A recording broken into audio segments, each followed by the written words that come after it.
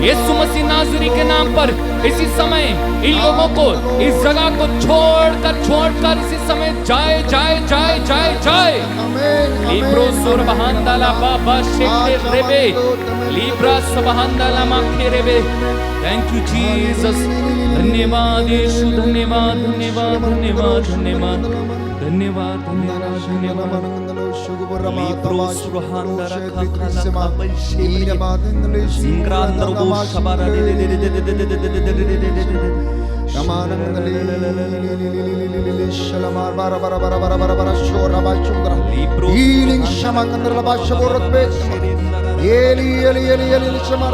टूटे टूटे टूटे टूटे टूटे हर बंधन टूटे यीशु के नाम से। यीशु के पवित्र लहू के द्वारा इस जगह को अनॉइंट कर प्रभु, अनॉइंट कर पिता। यीशु के पवित्र नाम पर इस जगह से हर बंधन खुलने पाए इसी समय इसी समय इसी समय इसी समय इसी समय इसी समय इसी समय होने पाए होने पाए होने पाए स्वतंत्रता यीशु के नाम पर, यीशु के नाम पर। Let there be mighty power, mighty anointing and mighty healings. लिब्रो सुरहांदारा खाशबे। धन्यवाद यीशु, धन्यवाद धन्यवाद धन्यवाद धन्यवाद धन्यवाद धन्यवाद धन्यवाद। सामर्थ्यवान जीवित प्रभु की उपस्थिति हमारे बीच में है। पवित्र आत्मा अपने सानिध्य से हमें घेरे हुए है। स्वर्ग द्वार खुला हुआ है, आशीष बह रही है। अपने आप को प्रभु के चरणों में हाथों में दे देना, समर्पित कर देना। अपने बच्चों को, अपने भाई, अपनी बहन, अपने पति, अपनी पत्नी को समर्पित कर देना। प्यारे भाई, प्यारी बहन, अपने दफ्तरों को, जहाँ पर आप काम करते हैं, जिन रास्तों से आप गुजरते हैं, जिस गाड़ी की आप सवारी करते हैं, जिस व्यक्ति के साथ आप मिलते हैं, समर्पित करते जाना। इस वक्त धन्यवाद देते जाना, क्योंकि ये सुनहरा मौका आपको प्रभु ने दिया है, जो मेरे साथ इस वक्त ऑनलाइन और ऑफलाइन इस वेदी के सामने एकत्र होकर प्रार्थना कर रहे हैं। जुड़ जाना प्रभु से, जुड़ जाना प्रभु से, क्योंकि जुड़े रहने में ही आपकी भलाई है। जुड़े रहने में ही आपकी भलाई है। परमेश्वर से जुड़े रहने में ही आपकी भलाई है प्यारे भाई, प्यारी बहन, क्योंकि प्रभु ये कहता है, मुझसे अलग होकर तुम कुछ भी नहीं कर सकते। वो जीवन जल का झरना है, जीवन का स्रोत उसी से फूट निकलता है। ज्ञान और प्रज्ञा का वो भंडार है।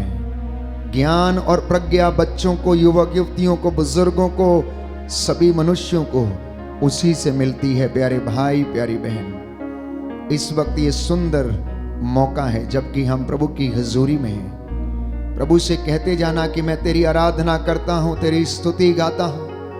दाऊद के जैसे 10 तारों वाला वाद्य यंत्र, तालियां बजा बजा कर प्रभु की स्तुति करते जाना प्यारे भाई, प्यारी बहन।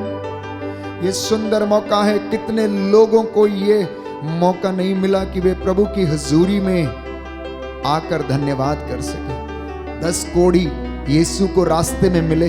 यीशु ने कहा, जाओ और अपने आप को याजकों को दिखाओ और मूसा के द्वारा निर्धारित भेंट अर्पित करो।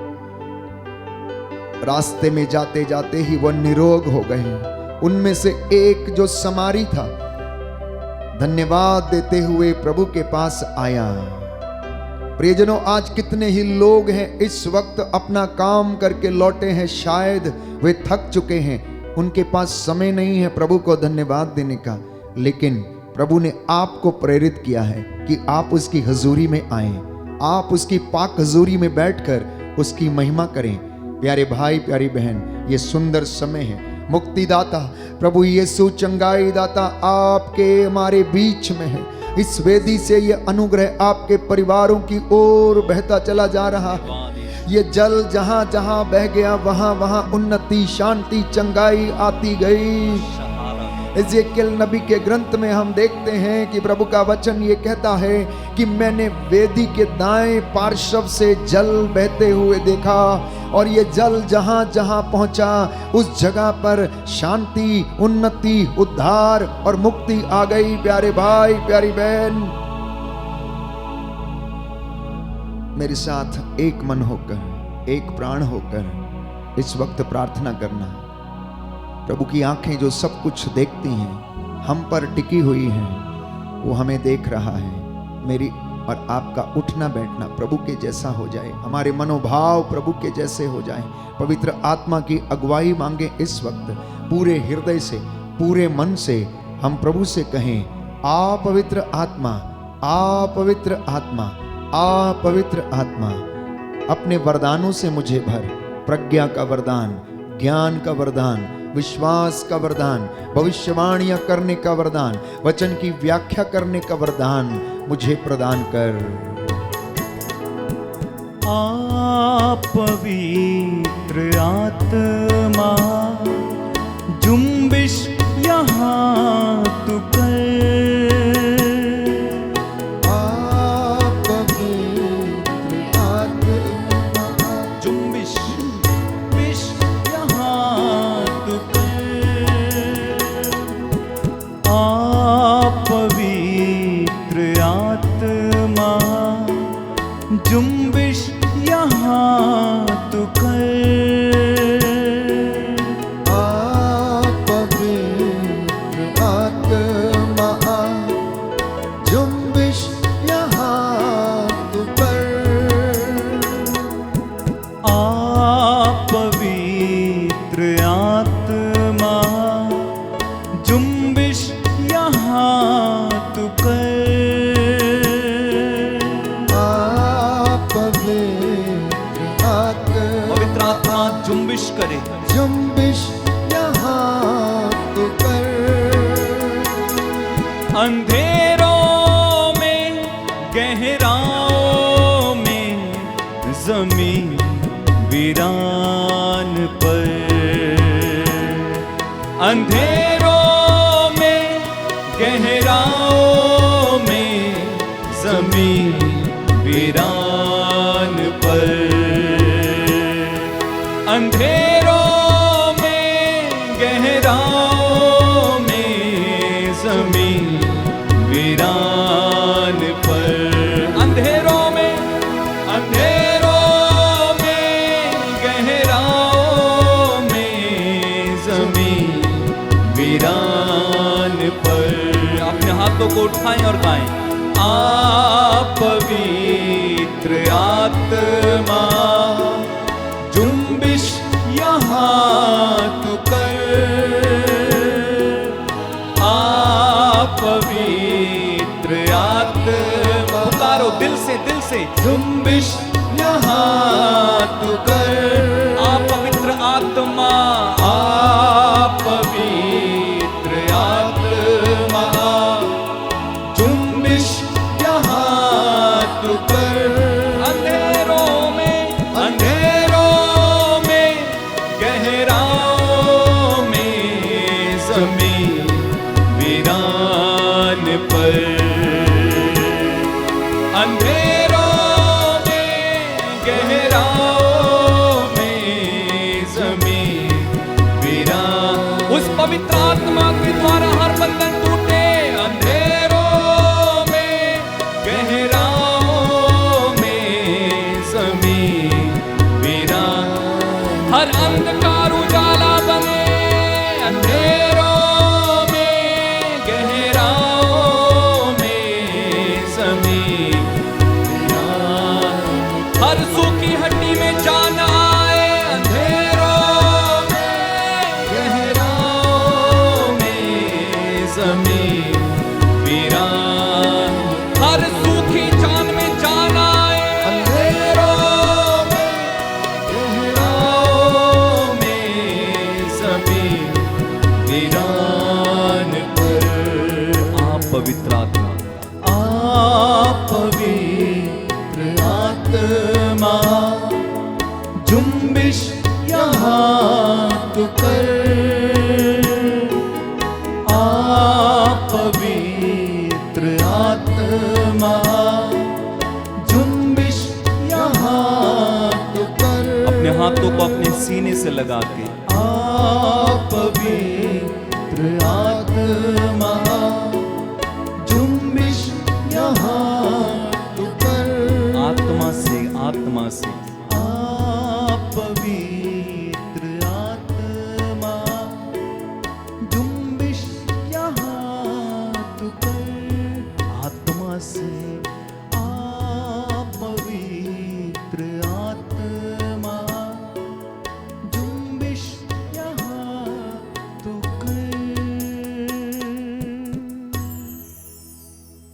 स्तोत्र संख्या 91।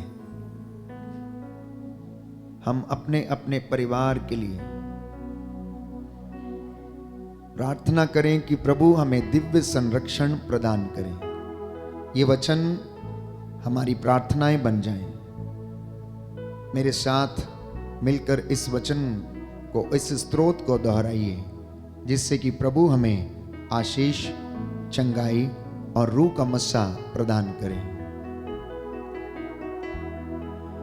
तुम जो सर्वोच्च के आश्रय में रहते हो, तुम जो सर्वोच्च के आश्रय में रहते हो और सर्वशक्तिमान की छत्र छाया में सुरक्षित हो, और सर्वशक्तिमान की छत्र छाया में सुरक्षित हो, तुम प्रभु से ये कहो, तुम प्रभु से यह कहो, तू ही मेरी शरण है मेरा गढ़, तू ही मेरी शरण है मेरा गढ़। मेरे ईश्वर तुझ पर ही भरोसा रखता हूँ, मेरे ईश्वर तुझ पर ही भरोसा रखता हूँ। वह तुम्हें बहेलिए के फंदे से, वह तुम्हें बहेलिए के फंदे से, घातक महामारी से छुड़ाता है, घातक महामारी से छुड़ाता है। वह अपने पंख फैलाकर तुमको ढक लेता है, वह अपने पंख फैलाकर तुमको ढक लेता है। तुम्हें उसके पैरों के नीचे शरण स्थान मिलता है, तुम्हें उसके पैरों के नीचे शरण स्थान मिलता है। उसकी सत्य प्रतिज्ञा तुम्हारी ढाल है, उसकी सत्य प्रतिज्ञा तुम्हारे ढाल है, और तुम्हारा कवच, और तुम्हारा कवच।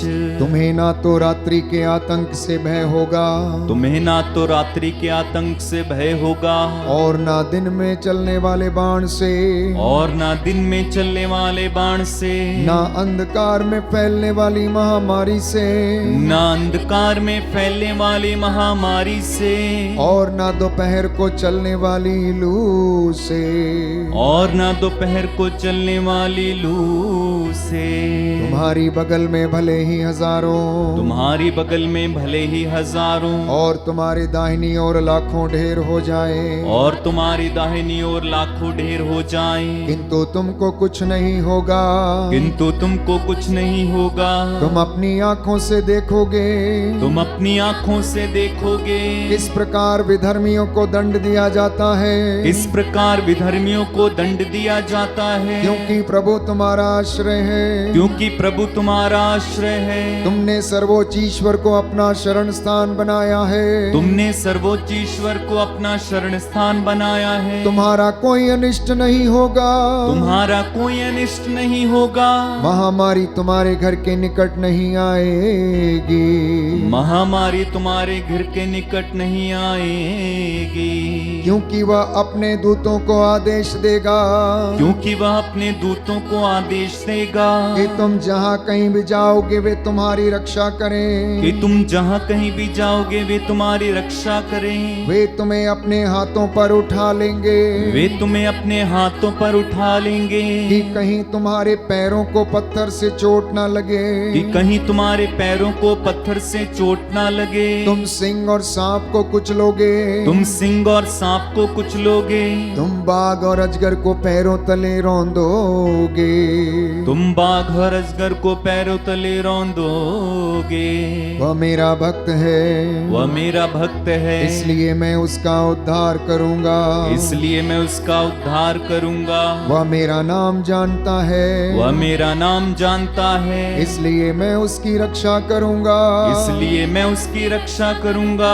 यदि वह मेरी दुहाई देगा, यदि वह मेरी दुहाई देगा, तो मैं उसकी सुनूंगा, तो मैं उसकी सुनूंगा। मैं संकट में उसका साथ दूंगा, मैं संकट में उसका साथ दूंगा। मैं उसका उद्धार कर, मैं उसका उद्धार कर, उसे महिमान्वित करूंगा, उसे महिमान्वित करूंगा। मैं उसे दीर्घायु प्रदान करूंगा, मैं उसे दीर्घायु प्रदान करूंगा, और उसे अपने मुक्ति विधान के दर्शन कराऊंगा, और उसे अपने मुक्ति विधान के दर्शन कराऊंगा। Hallelujah, hallelujah, hallelujah, hallelujah, hallelujah, hallelujah, hallelujah, hallelujah, hallelujah. Hallelujah. यीशु की स्तुति हो, यीशु की स्तुति हो, यीशु को धन्यवाद, यीशु को धन्यवाद, यीशु की आराधना हो, यीशु की आराधना, यीशु की महिमा हो, यीशु की महिमा हो, यीशु को धन्यवाद। यीशु को धन्यवाद। हे प्रभु यीशु, हे प्रभु यीशु, मैं आपके चरणों में आया हूँ, मैं आपके चरणों में आया हूँ। मुझ पर दया कीजिए, मुझ पर दया कीजिए, मेरे परिवार पर दया कीजिए, मेरे परिवार पर दया कीजिए, मेरे बच्चों पर दया कीजिए, मेरे बच्चों पर दया कीजिए, मेरे कामकाज पर दया कीजिए, मेरे कामकाज पर दया कीजिए। Hallelujah, hallelujah, hallelujah. हालेलुया। यीशु बिना जीवन बेकार है, यीशु बिना जीवन बेकार है, यीशु मेरे जीवन का आधार है। यीशु मेरे जीवन का आधार है। Hallelujah, hallelujah. हे प्रभु यीशु, हे प्रभु यीशु, मैं विश्वास करता हूँ मैं विश्वास करता हूँ आप मेरे जीवन के आधार हैं, आप मेरे जीवन के आधार हैं, आप मेरी मुक्ति हैं, आप मेरी मुक्ति आप हैं, मेरी शांति हैं, आप मेरी शांति आप हैं, ही मेरी शक्ति हैं, आप ही मेरी शक्ति हैं, आप ही मेरा आनंद है, आप ही मेरा आनंद है, आप ही मेरा जीवन है। आप ही मेरा जीवन है। Hallelujah, hallelujah, hallelujah, hallelujah, hallelujah. Hallelujah. आनंद के साथ ताली बजाते हुए हर एक परिवार इस वक्त जो मेरे साथ ऑनलाइन प्रार्थना में है, इस गीत को गाएं और प्रभु को महिमा दें।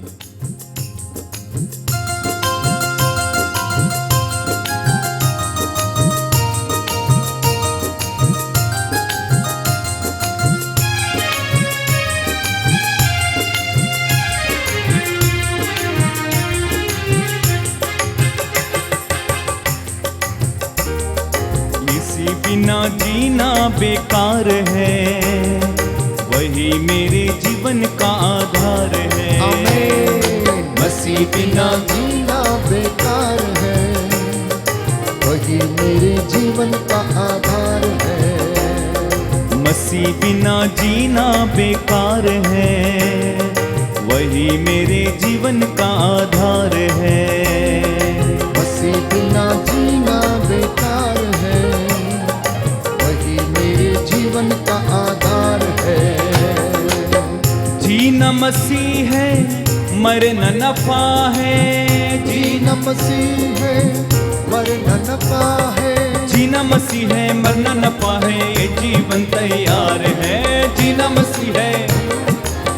जोरदार ताली बजाते हुए, मसीह बिना जीना बेकार है, वही मेरे जीवन का आधार है। मसीह बिना जीना बेकार है, वही मेरे जीवन का आधार है। मैं मसीह के साथ चलने लगा, मैं मसीह के साथ चलने लगा। मैं मसीह में हूँ, मसीह मुझ में है। गाएं, मैं मसीह में हूँ, मसीह मुझ में है। मैं मसीह के साथ चलने लगा, मैं मसीह के साथ चलने लगा। मैं मसीह में हूँ, मसीह मुझ में है। मैं मसीह में हूँ, मसीह मुझ में है। क्योंकि आत्मा बिना जीना बेकार है, वही मेरे जीवन का आधार है।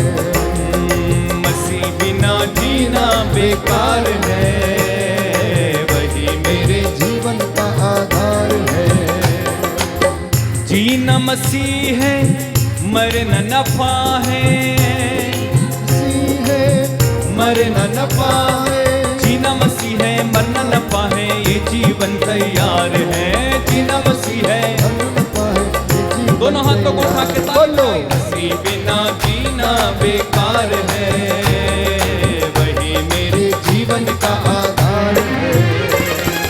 मसीह बिना जीना बेकार है, वही मेरे जीवन का आधार है। और क्रूस उठा के मैं चलने लगा। गाएं, क्रूस उठा के मैं चलने लगा।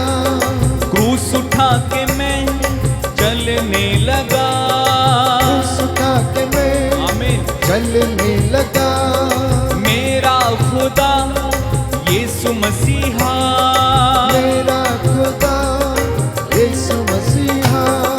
क्रूस उठा के चलना मेरा काम है, अंत में स्वर्ग में विश्राम है। क्रूस उठा के चलना मेरा काम है, अंत में ही स्वर्ग में विश्राम है।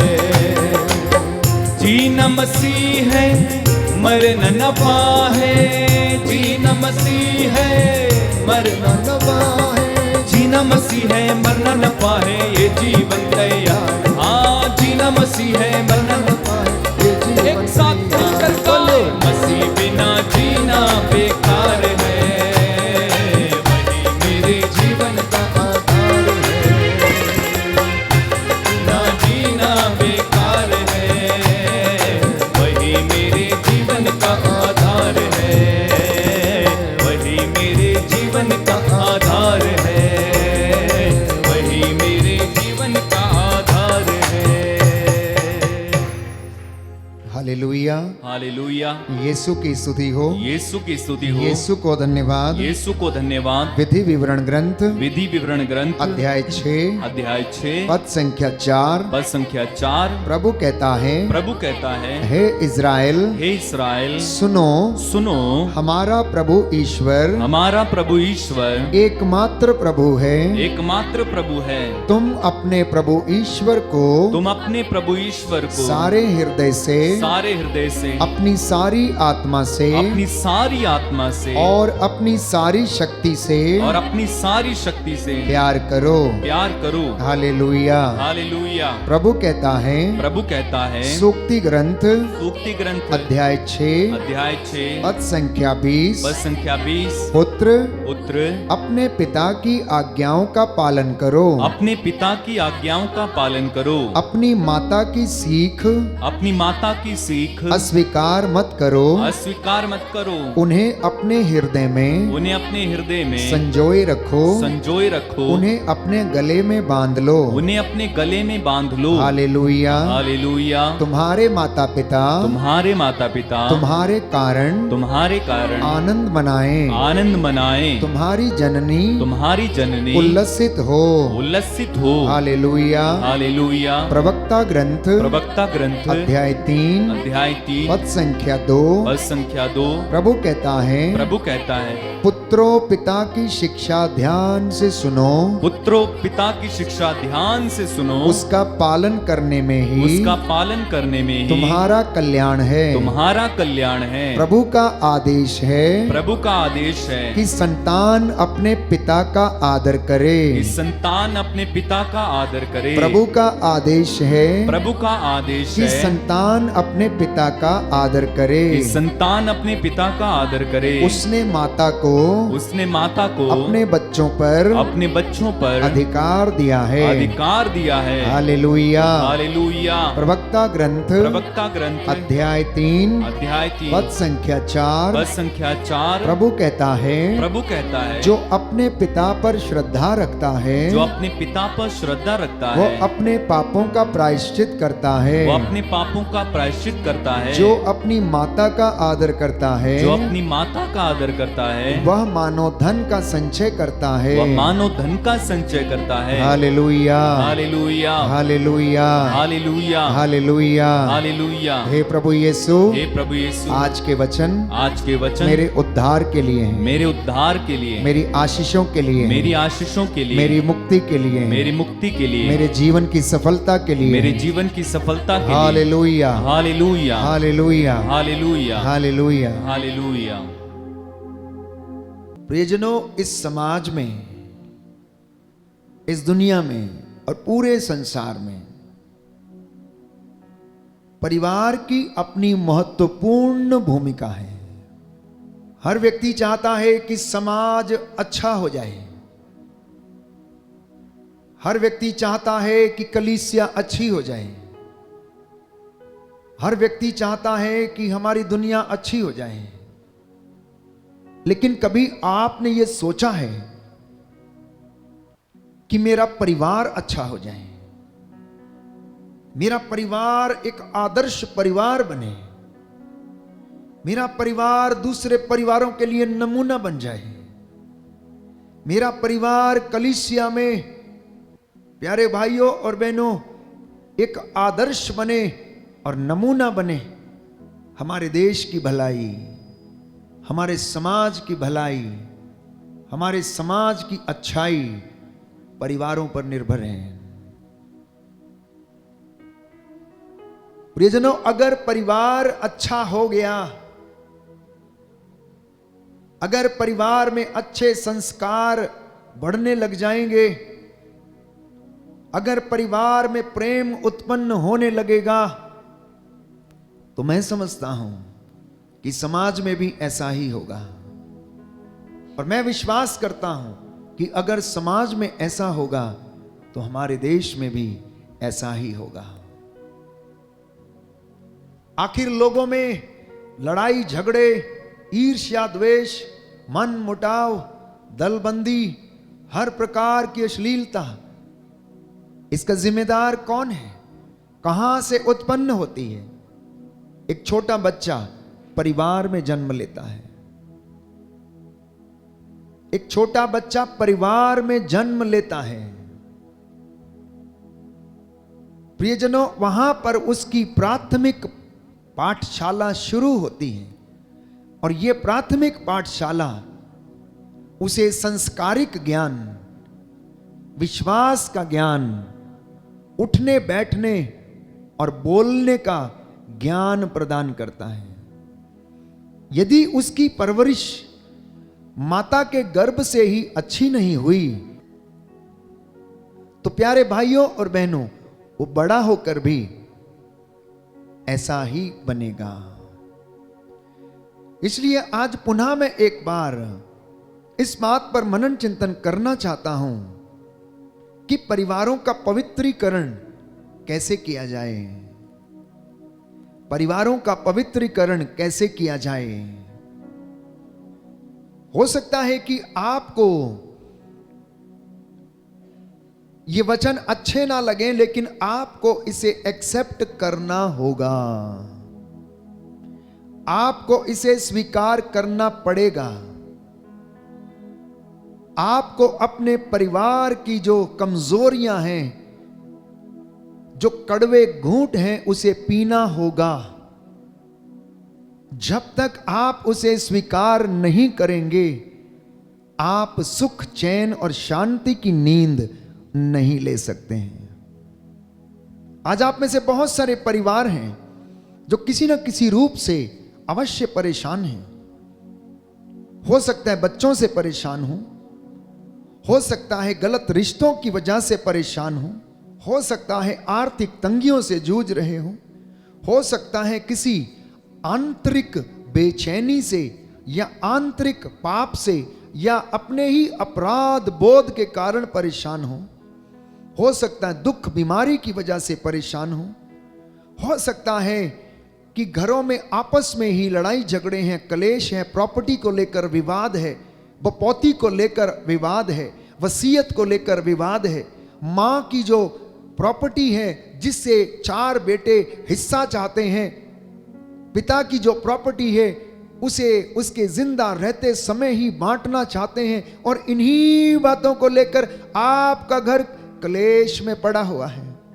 शांति नहीं है, चैन की नींद भी नहीं है, और रोटी खाते हैं तो प्यारे भाइयों और बहनों वो भी ढंग से पचती नहीं है। क्यों? क्योंकि परिवारों का सैंक्टिफिकेशन नहीं हुआ है, परिवारों का पवित्रीकरण नहीं हुआ है। और यदि नहीं हुआ है तो आज आप प्यारे भाइयों और बहनों इन वचनों को सुनकर आप अपने रास्ते बदल दीजिए।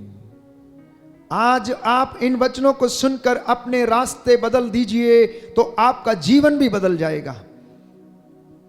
आप अपने सोचने विचारने के जो रास्ते हैं वो बदल दीजिए और आपका परिवार बदल जाएगा। आप अपने परिवार में उन बातों को शामिल करें जो कि परमेश्वर की ओर से आती हैं। परिवार टूटे हुए हैं, बिखरे हुए हैं। इस वक्त भी आपके परिवार में जितने लोग प्रार्थना में भाग ले रहे हैं, ऑनलाइन प्रार्थना में भाग ले रहे हैं, इनमें सब के सब प्यारे भाइयों और बहनों विश्वास करने में असमर्थ हैं। बहुत से लोगों की सोच होगी कि ये रोज आराधना करते हैं, इतनी प्रार्थना करते हैं, चिल्ला चिल्ला के, इसकी जरूरत क्या है? मैं अपने कमरे में प्रार्थना कर सकता हूं। छोटी प्रार्थना कर सकता हूं, इतनी लंबी प्रार्थना करने की आवश्यकता क्या है?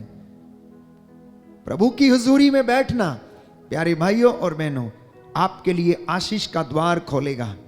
प्रभु की हुजूरी में बैठना आपके लिए स्वर्ग का द्वार खोलेगा। प्रभु की हुजूरी में बैठना और मनन चिंतन करना, उसकी शिक्षा को ग्रहण करना आपके लिए उन्नति के दरवाजे खोल देगा और आपको उन्नति के शिखर पर ले जाएगा। बोले आमेन, हालेलुया, हालेलुया। यीशु की स्तुति हो, यीशु की स्तुति यीशु हो, को धन्यवाद, यीशु को धन्यवाद, यीशु की आराधना हो, यीशु की आराधना यीशु की हो, महिमा हो, यीशु की महिमा यीशु हो, को धन्यवाद, यीशु को धन्यवाद, हालेलुया, हालेलुया, हालेलुया। हालेलुया। आप में से कुछ लोग कहते होंगे कि इतनी लंबी प्रार्थनाएं करने का क्या फायदा है, इतने लंबे समय तक मंदिर में बैठने का क्या फायदा है? प्यारे भाइयों और बहनों, जिसको खजाना मिल जाता है, जिसको स्वाद लग जाता है, ये तो वही बता सकता है कि उसे क्या फायदा होता है और क्या फायदा नहीं होता है। आप 2 या 2.5 घंटे पिक्चर हॉल में बैठकर एक फिल्म देखकर आते हैं, उससे आपको क्या फायदा होता है? मैं आपसे पूछता हूं। आप 2 घंटे बैठकर अपनी पड़ोसन के साथ आप गप्पे लड़ाते हो, एक दूसरे की बुराई करते हो, आपको क्या फायदा होता है? मुझे बताइए। आप 2 घंटे महखाने में बिता देते हो, घर का मालिक अपने दोस्तों को बुलाकर 4 घंटे टेबल पे बैठता है और पार्टी करता है, उससे आपको क्या फायदा होता है? आप मुझे बताइए क्या फायदा होता है? और मैं आपको बताऊंगा कि आराधना में 2 घंटे बिताने से क्या फायदा होता है। आप जो एंटरटेनमेंट करते हैं, आप जो अपने मन को संतुष्ट करने की कोशिश करते हैं, संतुष्ट होते नहीं हैं। आप जब भी अपने घर में कोई ऐसी पार्टी, ऐसा कुछ करते हैं, ये एंटरटेनमेंट है, अपने मन को समझाने के लिए, थोड़ा सा अपने आप को आनंद देने के लिए। और वो आनंद आपका क्षणिक है, वो आपका आनंद टेम्पररी है। आप अपने मन को समझाने के लिए कि चलो बच्चों को बाहर ले चलते हैं, घुमाने के लिए ले चलते हैं, या यहां लेके जाएंगे, हनीमून पर चलते हैं, आज फिल्म दिखा लाते हैं तो इनका माइंड फ्रेश हो जाएगा। पत्नी बहुत दिन से घर में है, रोज वही चूल्हा चौका करती रहती है, तो क्या करना चाहिए? चलो पत्नी को क्या करते हैं, आज रेस्टोरेंट लेकर चलते हैं। रेस्टोरेंट में जाने के बाद होता क्या है? आपका ध्यान आपके बिजनेस कॉल पर, आपका ध्यान आपकी 8 इंच मोबाइल की स्क्रीन पर, आपका ध्यान टिकटॉक पर, बच्चे का ध्यान वीडियो गेम पर। क्या फायदा होता है आपको? क्या फायदा होता है आपको? 4 लोग अगर जाते हैं तो चारों के हाथ में वो स्टूपिड इडियट मोबाइल 8 इंच का, जो कुछ लोग प्रार्थना में भी बंद नहीं करते हैं, गिरजाघर में बैठने के बाद भी बंद नहीं करते हैं। उनको इतनी हिम्मत नहीं है कि वो इस महान शख्सियत के सामने बैठते हैं और उस मोबाइल का इस्तेमाल करते, मंदिर में बैठकर, गिरजाघर में बैठकर, प्रार्थना के समय, इबादत के समय। प्रभु कहता है जो मेरा आदर करता मैं उसका आदर करता हूं, जो मेरा आदर नहीं करता मैं उसका आदर भी मैं भी नहीं करता है। परिवारों की यह दशा है। परिवार अपने आप को खुश करने की कोशिश कर रहे हैं लेकिन खुश हैं नहीं प्यारे भाई और बहनों। Why? Because they are not sanctified. इसलिए उनका सैंक्टिफिकेशन होना अनिवार्य है, उनका नवीनीकरण होना अनिवार्य है। आपको अपने रास्तों को बदलना होगा। जो आप सदियों से सोचते आए हैं, पारंपरिक तौर पर आप अपने पारिवारिक जिंदगी को जीते आए हैं, अब समय आ गया है वचन सुनने के बाद आपको अपने परिवार में बदलाव लाना होगा। अगर आप परिवार में बदलाव नहीं लाएंगे प्यारे भाइयों और बहनों, तो आप अपने जीवन में उन्नति हासिल नहीं करेंगे। बस यूं ही आप दिन काटकर चले जाएंगे इस धरती पर। कुछ लोग अपने दिन बिता रहे हैं, लेकिन कुछ लोग इस जिंदगी का आनंद ले रहे हैं। अब आपसे मैं पूछता हूं, आप मुझे बताइए कि क्या वास्तव में आप अपने जीवन का आनंद ले रहे हैं या फिर दिन बिता रहे हैं। अगर आप वास्तव में जीवन का आनंद ले रहे हैं तो मैं विश्वास करता हूं कि आपके परिवार में सब चीजों को प्रभु ने प्रदान किया है। प्रभु ने आपको सब चीजों को प्रदान किया है। आपके पास कुछ नहीं है लेकिन फिर भी सब कुछ है। एक ऐसे धन के लिए कोशिश करना ताकि लोग ये देखकर जाने कि आखिर इनके पास ऐसी कौन सी चीज है कि इतना दुख होने के बाद भी ये खुश हैं। लोगों को देखकर लगना चाहिए कि इनके पास कौन सा ऐसा धन आ गया है, इतनी बीमारी के बाद भी, इतना कष्ट होने के बाद भी ये लोग खुश रहते हैं, ये लोग आनंद मनाते हैं, इन्हें किसी चीज की परवाह नहीं है। लोग इस चीज को आपके जीवन में देखकर असमंजस में पड़ जाना चाहिए। उस धन के लिए प्रभु से प्रार्थना करना, उस शांति के लिए प्रभु से प्रार्थना करना, उस आनंद के लिए प्रार्थना करना। प्यारे भाइयों और बहनों, परिवारों की दशा आज बहुत खराब है। जितने लोग मेरी बात सुन रहे हैं, आप इस बात को नहीं नकार सकते कि परिवारों की दशा खराब नहीं है। परिवार टूटे हुए हैं, बिखरे हुए हैं। बेटा अपने बाप से बात नहीं करता है तो बेटी अपनी माँ से बात नहीं करती है। आप में से जितने लोग इस वक्त आप मेरे साथ ऑनलाइन प्रार्थना में भाग ले रहे हैं, जो आप इस वक्त चैट में अपने निवेदन लिख रहे हैं, भेज रहे हैं, आपके अपने ही घर में आप झांक कर देखिए कि कितने लोग आपस में खुश रहते हैं। क्या पति पत्नी आपस में खुश हैं? क्या आपके रिश्ते अच्छे हैं? क्या आप आपस में परामर्श करते हैं? क्या पति और पत्नी में पारदर्शिता है? Is there a transparency between the husband and wife? क्या बच्चों में और माता पिता में ट्रांसपेरेंसी है, पारदर्शिता है? अगर है तो क्यों बच्चे अपने माता पिता से चीजों को छिपाते हैं? क्यों बच्चे अपने माता पिता से कुछ बातों को छिपा कर रखते हैं? अपने आप से पूछिए, इसका कारण कौन है? इसका कारण कौन है? इसका कारण समाज नहीं, इसका कारण जन्मदाता है। इसका कारण जन्मदाता है। इसलिए मैं बार बार इस बात पर जोर देता हूं, संत पौलुस के द्वारा कहे गए इस वचन पर कि अपनी जड़ों को पवित्र करो। इसलिए परिवारों को पवित्र होना जरूरी है, परिवारों का नवीनीकरण होना जरूरी है। परिवारों को, प्यारे भाइयों और बहनों, दशा जो है बहुत दयनीय है, बहुत दयनीय है दशा, और पूरी तरह से वो खराब हो चुके हैं। इसलिए आज अगर परिवारों का उद्धार हो जाएगा तो कलीसिया का उद्धार होगा।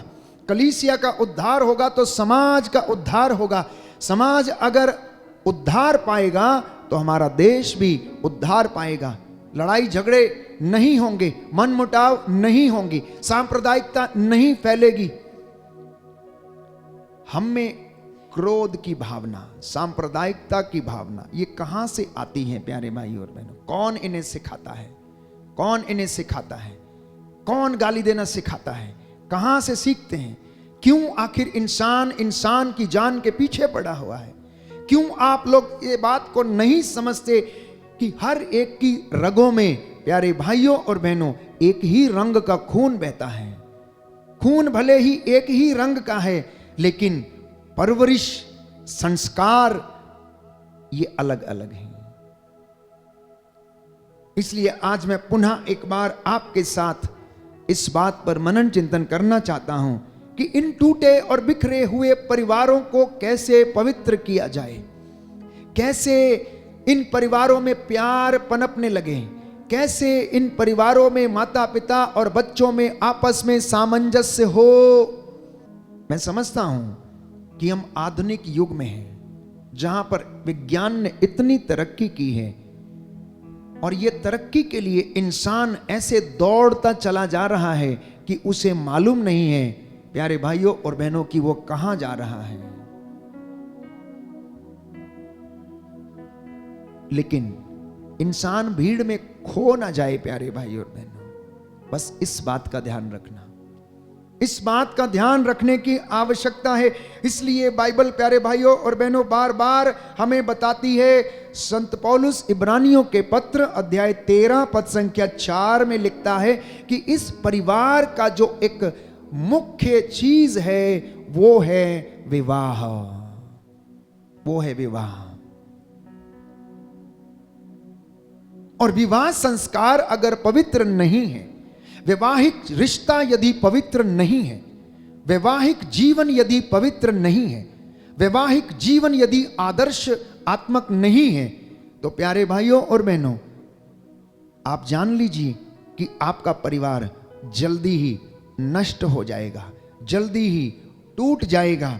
इसलिए संत पौलुस कहता है कि आप लोगों में विवाह सम्मानित हो और दाम्पत्य जीवन अदूषित हो। दाहिना हाथ उठाकर वचन दोहराएंगे विश्वास के साथ। प्रभु कहता है आप लोगों में विवाह सम्मानित हो, विवाह सम्मानित हो और दाम्पत्य जीवन अदूषित हो। Hallelujah, hallelujah, hallelujah, hallelujah. तो दो बातें संत पौलुस लिखता है कि आपका विवाह जो है सम्मानित हो, और दूसरी बात आपका दाम्पत्य जीवन, वैवाहिक जीवन अदूषित हो, जिसमें कोई कलंक ना हो, जिसमें कोई दाग ना हो, जिसमें कोई अपवित्रता ना हो।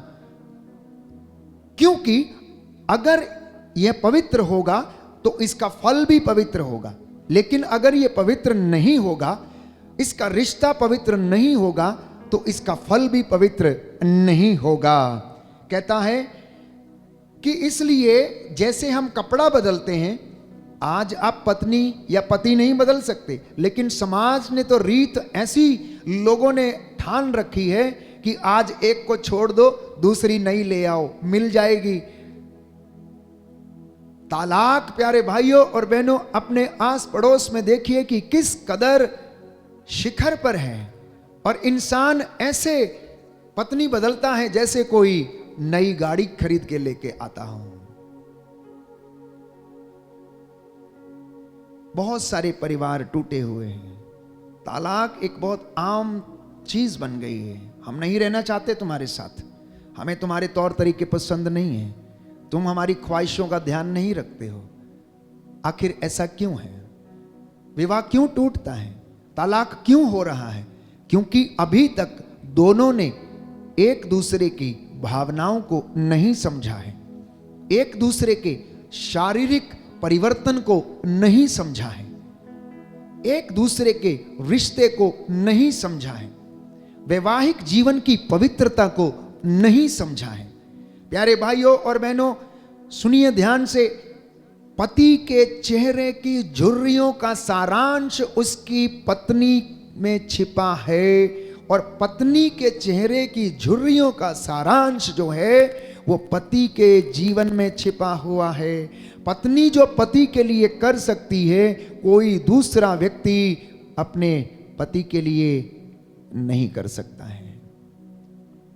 इसलिए आज छोटे हों या बड़े हों, जिनके विवाह हो चुके हैं और जिनके विवाह भविष्य में होने वाले हैं, प्रभु का ये वचन ग्रहण करें और अपने परिवार को पवित्रता की कसौटी पर खरा रखें, अपने रिश्तों को पवित्र करें, अन्यथा आपका परिवार नष्ट हो जाएगा। क्योंकि समाज में शादी ब्याह इसीलिए रचाए गए, इसीलिए ये परंपराएं बनी ताकि इंसान व्यभिचार से बचे।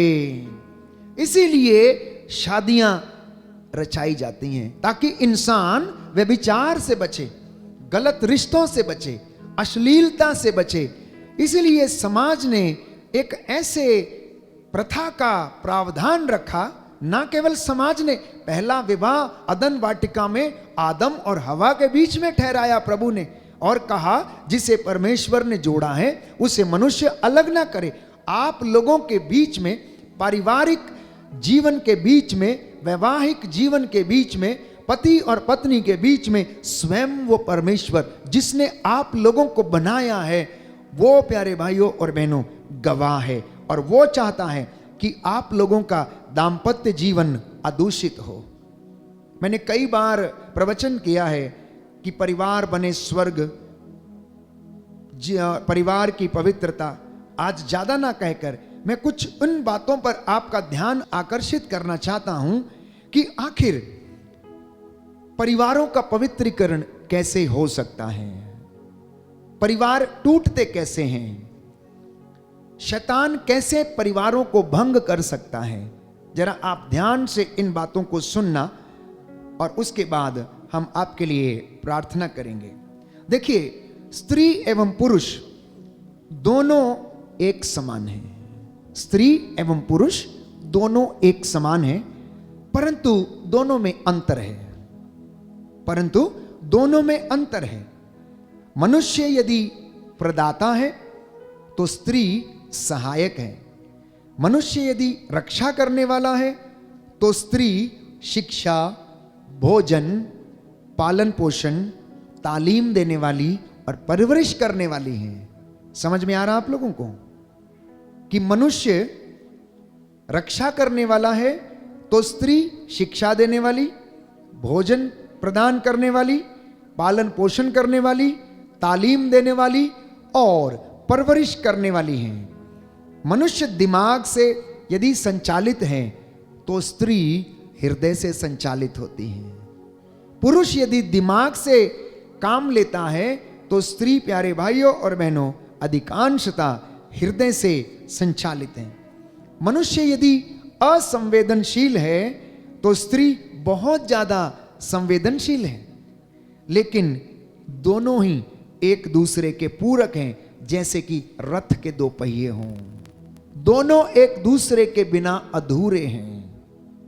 चाहे स्त्री हो या पुरुष, दोनों ऐसे हैं जैसे कि एक रथ के पहिए हों। तो जब ये दोनों विवाह संस्कार में बंध जाते हैं तो ये विवाह संस्कार आप लोगों के लिए आशीषों के द्वार खोल देता है। बोलिए आमेन, हालेलुया, हालेलुया। हे प्रभु यीशु, हे प्रभु यीशु, मेरे परिवार में, मेरे परिवार में, मेरे दाम्पत्य जीवन में मेरे दाम्पत्य जीवन आशीष में आ जाए, आशीष चंगाई आ जाए, चंगाई आ जाए। Hallelujah, hallelujah, hallelujah. हालेलुया। तो वैवाहिक जीवन में कौन सी आशीषें आपको मिलती हैं? सबसे पहले आपको एकता की कृपा मिलती है। You get the grace of unity, अर्थात पति पत्नी को एकता में रहने की प्रभु कृपा देता है विवाह संस्कार में। और दूसरा, उन्हें जिम्मेदारी संभालने की आशीष प्रदान करता है। और तीसरा, उन्हें चंगाई की आशीष प्रदान करता है। और चौथा, फलने फूलने की कृपा उन्हें प्रदान करता है। इसके अलावा आप जितनी आशीषें अपनी लिस्ट में जोड़ते जाएंगे, परमेश्वर की कृपा से वो आपके सामने रहेंगी, परंतु उसके लिए उसे प्रयास करने की आवश्यकता है। जब ये रिश्ता इतना पवित्र है, जब ये रिश्ते में इतना आदर और सम्मान है, तो ये टूटता कैसे है? शैतान इसको भंग कैसे करता है? कभी आपने सोचा है? शायद नहीं सोचा। मैं आपको बताना चाहूंगा कि शैतान किस तरीके से पति पत्नी के रिश्ते को भंग करता है। ध्यान से सुनना, मैं संक्षिप्त रूप में आपको बताने का प्रयास करूंगा। अगर लिखना चाहूं तो एक किताब इस पर लिख सकते हैं कि शैतान किस तरीके से वैवाहिक रिश्तों को अपवित्र करता है। सबसे पहली बात है व्यभिचार।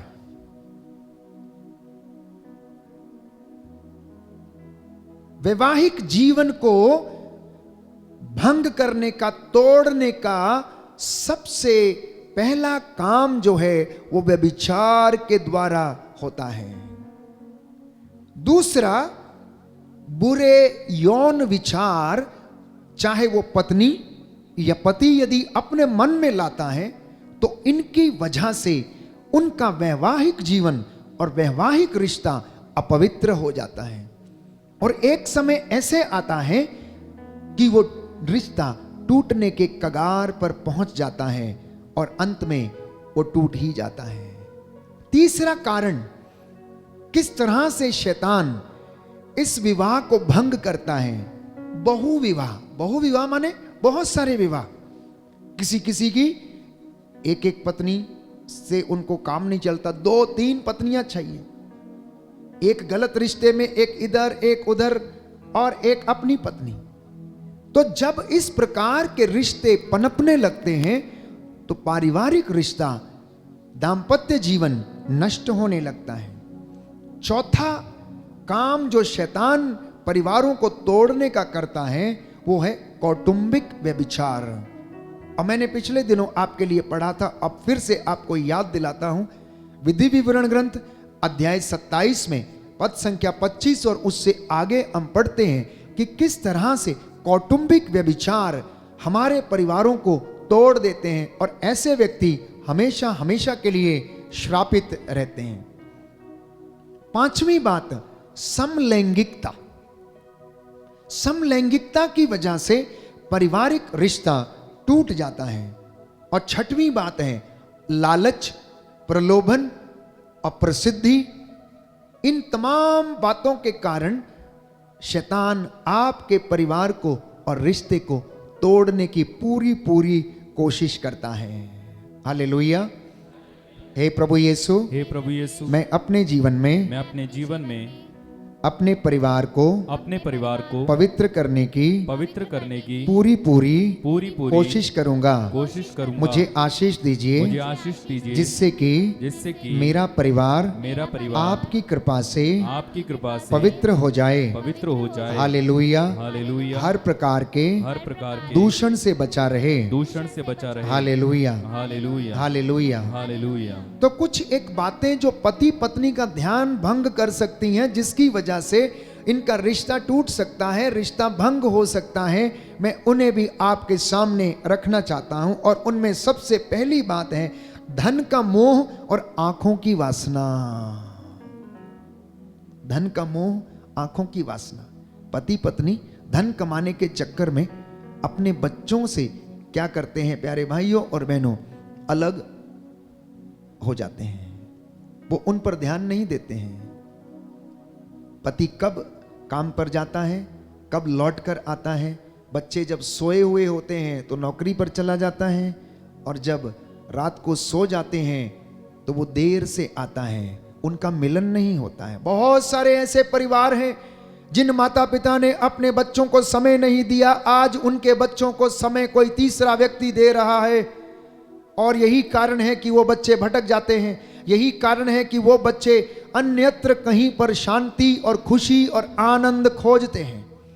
यही कारण है कि वो अपने जीवन में प्रलोभन में पड़कर भटक जाते हैं, क्योंकि बचपन में ही माता पिता ने अपने बच्चों को क्या नहीं दिया, समय नहीं दिया। हालेलुया। हालेलुया। हालेलुया। दाहिना हाथ उठाकर वचन दोहराएंगे। हे प्रभु यीशु, हे प्रभु यीशु, मैं अपने जीवन में आपके वचन को सुन सकूं। Hallelujah. Hallelujah. Hallelujah. Hallelujah. Hallelujah. Hallelujah. Hallelujah. Hallelujah. तो इसलिए बच्चों के लिए, युवक युवतियों के लिए प्रभु का वचन कहता है प्रवक्ता ग्रंथ अध्याय 3 पद संख्या 2 कि पुत्रों, पिता की शिक्षा ध्यान से सुनो, उसका पालन करने में तुम्हारा कल्याण है। प्रभु का आदेश है कि संतान अपने पिता का आदर करे। उसने अपनी माता को अपने बच्चों पर अधिकार दिया है। बच्चे लोग ध्यान से सुने, नवयुवक युवतियां ध्यान से सुनिए। प्रभु ये कह रहा है, पुत्रों और मेरी पुत्रियों, मेरी बात ध्यान से सुनो। पिता की शिक्षा का पालन करने में ही तुम्हारा कल्याण है।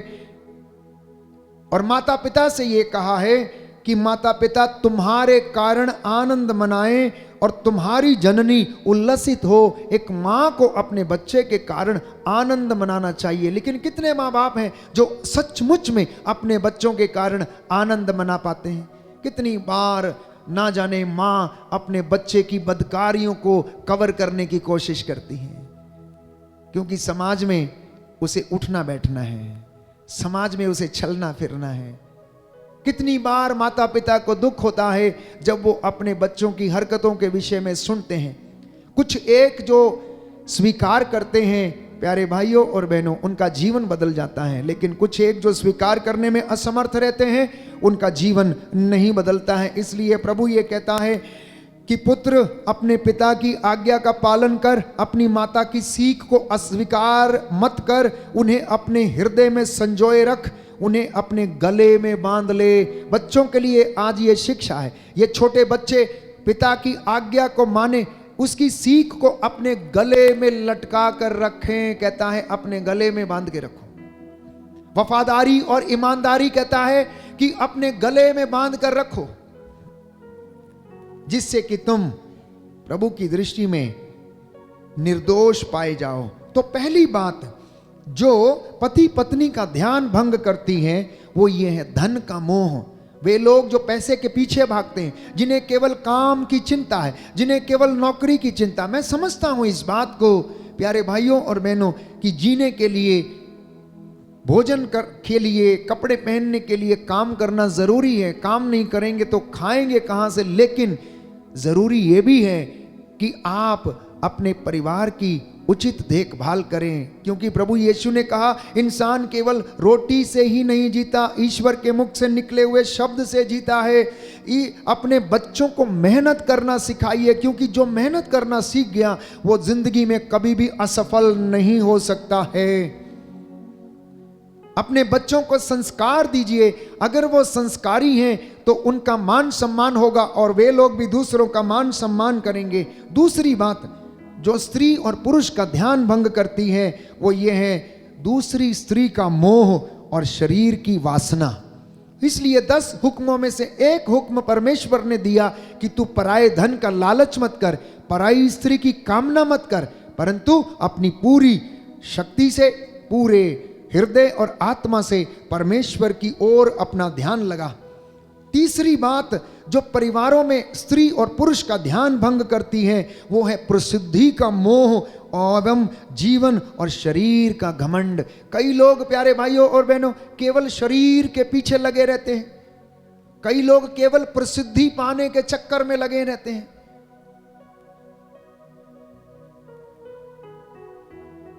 क्या ऐसे जीवन चल सकता है?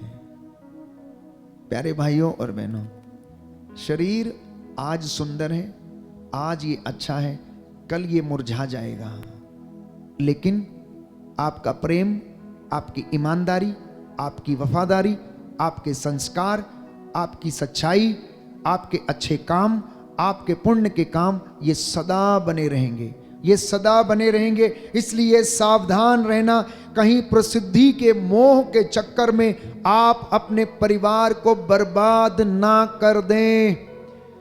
इसलिए मैं परिवारों से जब बातचीत करता हूं, माता पिता से जब बातचीत करता हूं, तो मैं उनसे यही कहता हूं कि अपने परिवार में जंगली बीज पनपने मत दीजिए। अपने बच्चों को आप समय दीजिए, उनके साथ बातचीत कीजिए, उनके साथ रिश्ता बनाइए, उनके साथ मित्रता का व्यवहार कीजिए। आप उनकी बातों को सुने और उन्हें समझाएं। प्रभु का वचन कहता है जो पिता अपने पुत्र को प्यार करता है उसे वो प्रताड़ित करता है, ताड़ना देता है, ताड़ना देता है। और वचन कहता है कि अगर तुम्हारा पुत्र हो तो उसे अनुशासन में रखो, और अगर तुम्हारी पुत्री हो तो उसके साथ ढिलाई मत बरतो, उसके साथ ढिलाई मत बरतो, अन्यथा तुम्हें बुढ़ापे में उसका खामियाजा भुगतना पड़ेगा।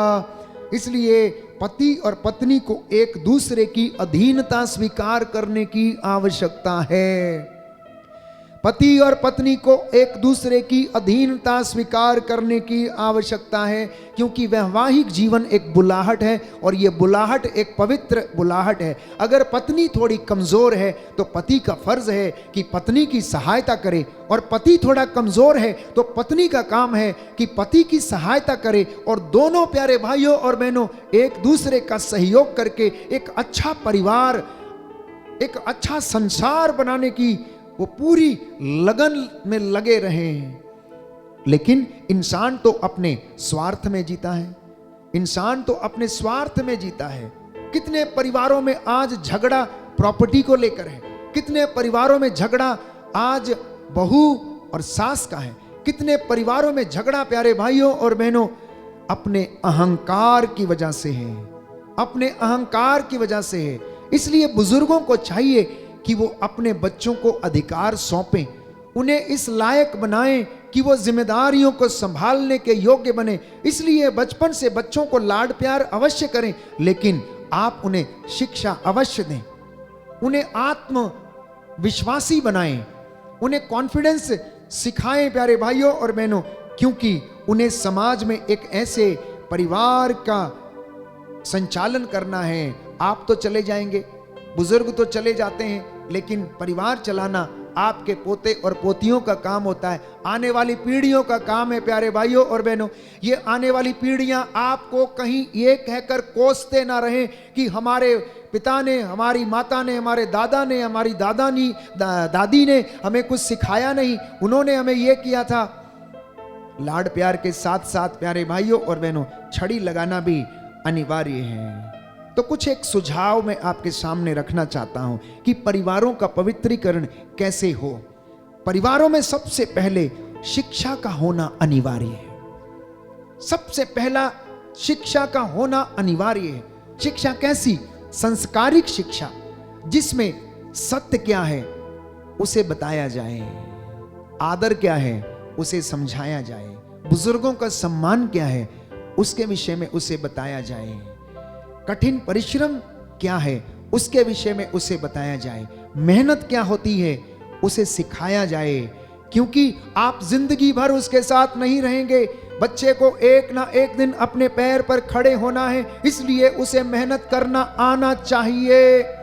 आज के छोटे छोटे बच्चे बीमार पड़े हुए हैं, ओबेसिटी से परेशान हैं, हृदय घात से परेशान हैं प्यारे भाइयों और बहनों। जंक फूड खा खाकर उनके शरीर जो हैं खोखले हो चुके हैं, जंक फूड खा खा के। आप उन्हें बचपन में ही दूध, दही, लस्सी जैसे प्रोडक्ट जो घर में इस्तेमाल किए जाते हैं उनका उन्हें सेवन कराएं ताकि उनकी हड्डियां मजबूत हों। आज बच्चे कई घरों में प्यारे भाइयों और बहनों भोजन से ज्यादा दवाइयां खाते हैं। बचपन से ही शुगर की बीमारी से पीड़ित है, बचपन से ही चश्मे लगे हुए हैं, बचपन से ही चलने में असमर्थ हैं। पुराने जीवन में भी हम देखते हैं कि हमारे माता पिता ने बड़ी कर्मठता के साथ, मेहनत के साथ अपने घरों को बसाया। एक मां जो कम से कम 8 से 10 बच्चों को जन्म दे सकती थी, आज वही मां प्यारे भाइयों और बहनों प्रसव पीड़ा सहन करने में असमर्थ है। इसलिए प्रसव की पीड़ा सहन ना करना पड़े, इसलिए वो जाकर बहुत आसान तरीके से प्रसव करने की कोशिश करती हैं। इसलिए सबसे पहली बात है शिक्षा। शिक्षा कैसी? मैंने कहा संस्कारिक शिक्षा। शिक्षा कैसी? विश्वास की शिक्षा, आध्यात्मिक शिक्षा, प्राथमिक मूल्यों की शिक्षा, जो जीवन की बुनियादी जरूरतें हैं उनकी शिक्षा माता पिता को अपने बच्चों को देने की आवश्यकता है। दूसरा, उन्हें विश्वास के प्रति जागृत करने की आवश्यकता है। उसे शास्त्रों का ज्ञान देने की आवश्यकता है, क्योंकि किताबी ज्ञान उसको पैसा कमाने का तरीका समझाएगा, लेकिन शास्त्रों का ज्ञान प्यारे भाइयों और बहनों उसे अपने जीवन में ईश्वर से जुड़ना सिखाएगा। और जो ईश्वर से जुड़ गया, समझ लेना वो तर गया, उसके जीवन में संतुष्टि रहेगी, उसके जीवन में अहंकार नहीं रहेगा, उसके जीवन में परेशानियां आएंगी भी तो प्यारे भाइयों और बहनों वो उन्हें सहन कर सकेगा। तीसरी बात, प्रार्थनामय जीवन। मसीहों के लिए, विश्वासियों के लिए घर में प्रार्थनामय जीवन का होना अनिवार्य है। ये प्रार्थना परिवार को एक सूत्र में पिरोकर रखती है। जैसे धर्म लोगों को एक सूत्र में बांध के रखता है, वैसे प्रार्थना प्यारे भाइयों और बहनों परिवार को एक सूत्र में बांध कर रखती है। और चौथी बात, जो बच्चे को प्रारंभिक जीवन में देना अनिवार्य है। प्रभु यीशु क्रिस्त को आप अपने परिवार का मुखिया और केंद्र बनाएं। धर्म शिक्षा को अपने परिवार का केंद्र बनाएं। यीशु मसीह का परिवार, माता मरियम, यूसुफ का परिवार प्यारे भाइयों और बहनों हमारे लिए एक आदर्श परिवार है। माता पिता परिवार में त्याग भरा जीवन जीने की कोशिश करें, अपने बच्चों के लिए त्याग करें। त्याग करना मतलब ऐसा नहीं आज आप गए हैं, शाम को कमा कर लाएं और आपने रोटी दे दी बच्चे को और उसके बाद आपने अपना काम किया और लेट गए। नहीं प्यारे भाइयों और बहनों, त्याग भरे जीवन का मतलब ये है कि आप अपने बच्चे के साथ समय बिताएं, अपने बच्चे की गतिविधियों को आप ध्यान में रखें। आपका बच्चा मोबाइल में क्या देखता है उस पर ध्यान दें। आपका बच्चा छुप कर मोबाइल में क्या सर्च करता है, क्या सर्फ करता है, उसे आप जानने, क्योंकि माता पिता को इसका अधिकार है। बड़े होने के बाद आप कुछ नहीं कर सकते। बच्चा बोलेगा आपको इस बात से कोई मतलब नहीं है, मेरी अपनी जिंदगी है, मैं अपनी जिंदगी जीऊंगा, आप अपना काम करिए, मैं अपना काम कर लूंगा। ये ऐसा जवाब आपको मिलेगा प्यारे भाइयों और बहनों। इसलिए मैंने कई मर्तबा कहा कि आज की माताएं जब अपने बच्चे को दूध पिलाती हैं, तो पहले जमाने में क्या मैं देखा करता था कि माँ जब बच्चे को दूध पिलाती थी तो बच्चा उसके मुंह को देखकर दूध पीता था, लेकिन आज बच्चा मोबाइल देखता है और माँ का दूध पीता है। बच्चा जब रोता है तो मम्मी कहती है, उसके हाथ में मोबाइल थमा देती है और बोलती है कि चुप हो जा, और वो चुप हो जाता है।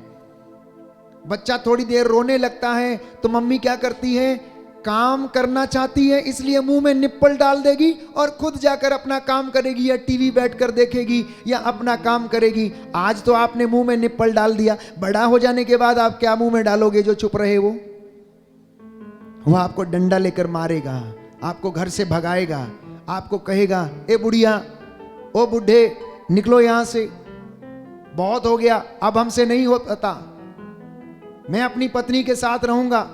प्यारे भाइयों और बहनों, ये हकीकत है, ये कड़वी सच्चाई है, क्योंकि बाइबल ये कहती है पुरुष अपने माता पिता को छोड़ेगा और अपनी पत्नी के साथ रहेगा। इसलिए माता पिता को अपने जीवन को संभालना अनिवार्य है, अपने जीवन को संभालना अनिवार्य है। और एक विशेष बात, जीवन में पति पत्नी के जीवन में संतुष्टि होना बहुत जरूरी है। संतुष्टि नहीं है तो परिवार टूट जाएगा, आपका वैवाहिक जीवन टूट जाएगा। The families and the couple which are not satisfied with each other, and if they are looking for something in somebody else, उनके जीवन में शांति कभी नहीं आएगी, वो कभी भी खुश नहीं रह सकते हैं। इसलिए प्रभु का वचन ये कहता है कि तुम अपनी युवावस्था में ब्याही गई पत्नी के साथ संतुष्ट रहो, दूसरे की लालसा मत करो, क्योंकि ये रिश्ते तोबित के ग्रंथ अध्याय 7 में हम पढ़ते हैं, बाइबल कहती है कि विवाह स्वर्ग में रचाए जाते हैं। तोबित का ग्रंथ अध्याय 7, विवाह कहां पर रचाए जाते हैं? स्वर्ग में रचाए जाते हैं। इसलिए प्रभु ने कहा जिसे ईश्वर ने जोड़ा उसे मनुष्य अलग ना करे, पति पत्नी एक दूसरे का आदर करें। प्रिय दंपतियों, आपकी असली शुरुआत जो है जिंदगी की, वो जानते हैं कब होती है? 50 साल के बाद, जब आप अपने बच्चों का विवाह वगैरह सब कुछ कर लेते हैं। आपकी असली जिंदगी की शुरुआत जो है 50 साल के बाद शुरू होती है, जब आप अकेलापन महसूस करने लगते हैं, जब आपके बच्चे, आपका बेटा अपनी बहू को लेकर, अपनी पत्नी को लेकर दूर चला जाता है और घर में बुजुर्ग मां रहने लगती है, उसको किसी का सहारा होता है, वो अकेलापन महसूस करने लगते हैं, अपने नाती पोतों को देखने के लिए तरसते हैं।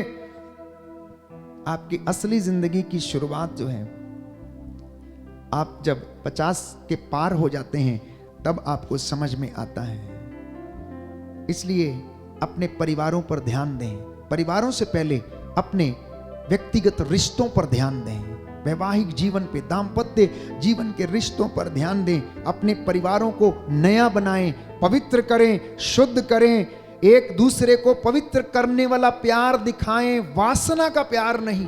बहुत सारे लोग आज वासना के प्यार में फंसे हुए हैं। ये प्यार का रिश्ता बहुत ज्यादा, प्यारे भाइयों और बहनों, पवित्र है। अगर ये पवित्रता मेंटेन नहीं होती तो बहुत जल्दी परिवार टूटने लगते हैं।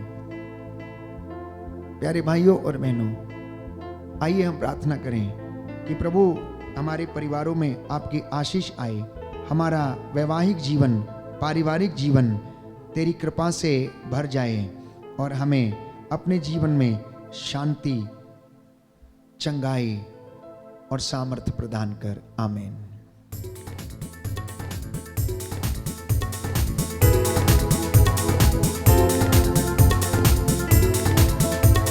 शोले शोले शोले रूप की आग के शोले, शोले शोले शोले रूप की आग के शोले, शोले शोले शोले रूप की आग के शोले,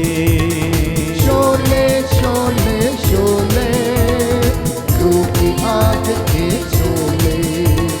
भेज खुदावन जिंदा खुदावन, भेज खुदावन जिंदा खुदावन, रूह की आग के शोले, रूह की आग के शोले। एक साथ मिलके शोले शोले शोले, रूह की आग के शोले। शोले शोले शोले, रूह की आग के शोले। भेज खुदावन जिंदा खुदावन, भेज खुदावन जिंदा खुदावन, रूह की आग के शोले, रूह की आग। जोरदार ताली बजाते हुए शोले शोले शोले, रूह की आग के शोले, शोले शोले शोले, रूह की आग के। कर भस्म तू गुस्सा और बदी सब बदकारी और मैं कशी, कर भस्म तू गुस्सा और बदी सब बदकारी और मैं कशी। भर अपनी उल्फत हम में तू, हम में नजर आ तू ही तू। भर अपनी उल्फत हम में तू, हम में नजर आ तू ही तू। तू साथ है जिसके ऐ यीशु, तू साथ है जिसके ऐ यीशु।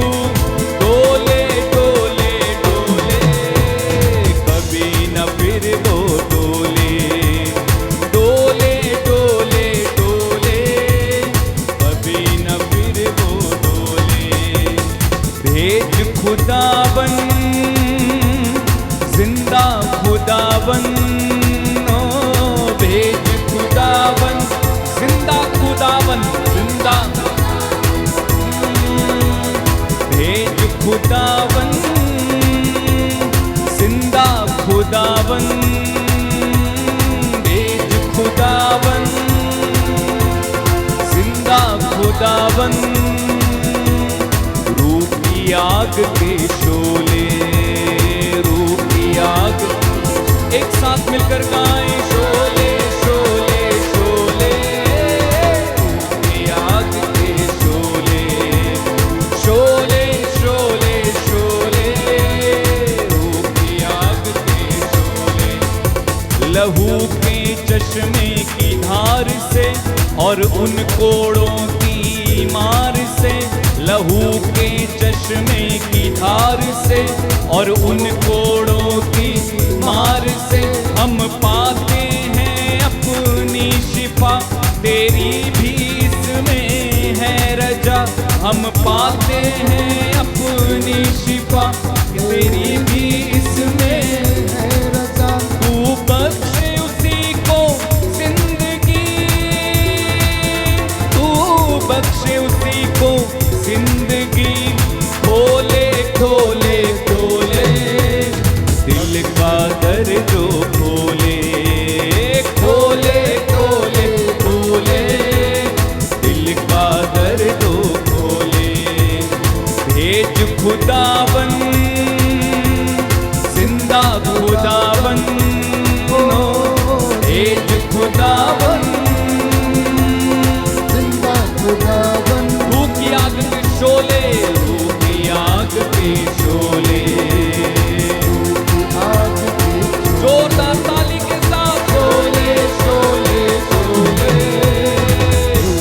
आग के यीशु के नाम से शोले शोले शोले, रूह की आग।